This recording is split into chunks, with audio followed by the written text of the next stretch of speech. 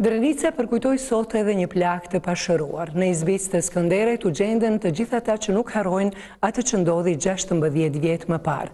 Aty u vranë 147 meshkuj të moshëve të ndryshme.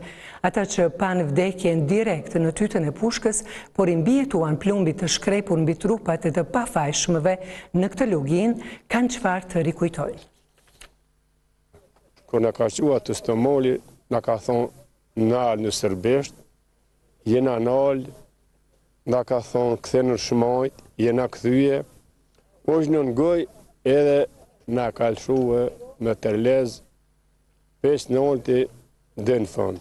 Ky është përjetimi 79 vjeçarit i cili mbijetoi masakrës së Izbicës, në të cilën forcat serbe vranë 147 civil, të gjithë meshkuj të moshave të ndryshme. Unë i kom pas 2 kufoma për mi, u kukën edhe i sëf shalën, pe i brojën, kanë dëtë, 40 minuta i kom majtë për mi atë. Nga viti 1999, çdo 28 mars në Izbicë të Skenderajt përkujtohen të rënët. Nënkryetari i komunës së Skenderajt tha se përkujtimi atyre që ranë sjell njëkohësisht dhimbje dhe krenari.